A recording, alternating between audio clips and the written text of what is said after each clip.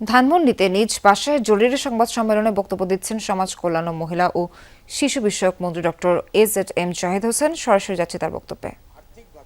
স্বাবলম্বী করে তোলা তথা একটা পরিবারকে আর্থিকভাবে স্বাবলম্বী করে তোলার মাধ্যমে আগামী প্রজন্মকে সুন্দর এবং আগামীর বাংলাদেশ গড়ার জন্য তৈরি করার জন্য যে উদ্যোগ যেটি ফ্যামিলি কার্ডের মাধ্যমে নিয়েছে সেটি নিয়ে কতিপয় যে দুষ্কৃতিকারী অথবা মনে করেন কিছু সংখ্যক কোনো একটা মহল থেকে এই ফ্যামিলি কার্ডকে বিতর্কিত করার চেষ্টা করা হচ্ছে।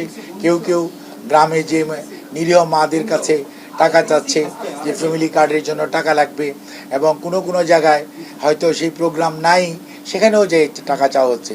আমরা প্রথম দিন থেকে আজ পর্যন্ত আমরা সব সময় আপনাদেরকে বলেছি ফ্যামিলি কার্ডটি হবে সবার জন্য উন্মুক্ত এবং এটি বিনা পয়সায় সরকার প্রত্যেকটা মাকে, এটা প্রত্যেকটা পরিবারের যে মা প্রধান ওনাকে এটি দেওয়া হবে এবং এটা ধর্ম, বর্ণ, গোত্র, রাজনৈতিক বিশ্বাস নির্বিশেষে সবাইকে দেওয়া হবে।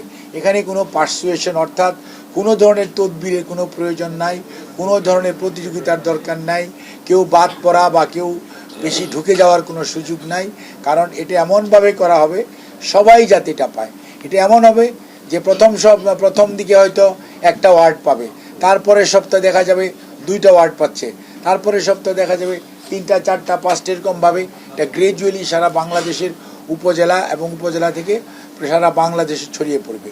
এবং আপনার এই প্রোগ্রামটা আমরা আগামী 4 বছরের মধ্যে ইনশাআল্লাহ এই প্রোগ্রামটা সারা বাংলাদেশে যে আমাদের যতগুলো পরিবার আছে প্রত্যেকটি পরিবারেরকে এই কার্ড দেওয়া হবে এবং এই ফ্যামিলি কার্ডের মাধ্যমে বাংলাদেশে সত্যিকার অর্থে একটা integrated system of information collection এখানে এস্টাবলিশ করা হবে।